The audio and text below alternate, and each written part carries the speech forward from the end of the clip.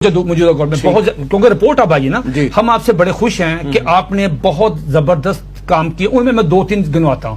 انہوں نے اس رپورٹ میں کہا کہ ہم خوش یہ ہیں کہ آپ نے گرو نانک کے نام سے ایک یونیورسٹی بنا رہے ہیں, اپروو کر دیا. پھر آپ نے ایک کوریڈور آپ نے وہ راہداری کھولی ہے, وہاں پہ آپ نے اس کے بعد انہوں نے کہا کہ ہم یہ بڑے خوش ہیں کہ آپ نے ہندوؤں کے جو مندر ہیں ان کی تزئین و آرائش کے لیے آپ نے لاکھوں روپیہ لگایا, رینوویٹ کر رہے ہیں. چوتھی چیز انہوں نے کہا کہ ہم اس سب سے زیادہ ہم آپ کو اپریشیٹ اور خوش ہیں کہ آپ نے آسیہ مسیح کو رہا کیا. ٹھیک ہو گیا. پانچواں انہوں نے ان کو 4 چیزیں دی ہیں کہ 4 چیزیں اب آپ کے ذمہ ہیں.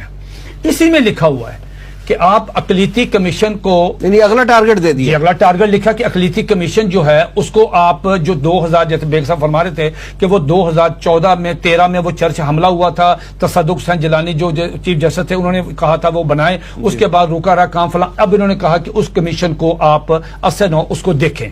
نمبر 2 انہوں نے کہا کہ 3 کام اور ہیں. دوسرا کام یہ ہے کہ پاکستان میں آپ قانون توہین رسالت کو ختم کرنے کے لیے آپ اقدامات شروع کریں. یہ رپورٹ میں مطالبہ آ گیا.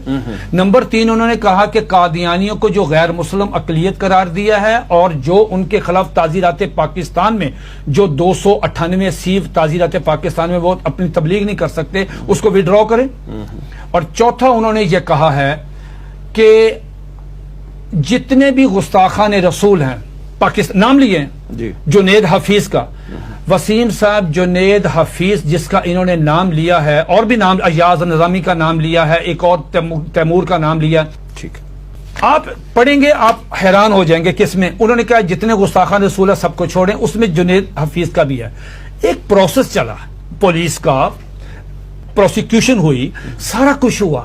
آپ ہمارے عدالتی معاملات میں چیلنج کرتا ہوں کہ جو فیصلہ سیشن جج صاحب نے جنید حفیظ گستاخ رسول کے معاملے میں دیا ہے, اگر آپ اس فیصلے میں اس نوجوان لڑکے نے جو نبی کریم علیہ الصلوۃ والسلام کی توہین کی ہے اور اس توہین کی بنیاد پہ غیر اس کو سزائے موت ہوئی ہے, میں قسمیہ طور پہ آپ سے عرض کرتا ہوں کہ خدا کی قسم آپ اس کا ایک جملہ نہیں پڑھ سکتے.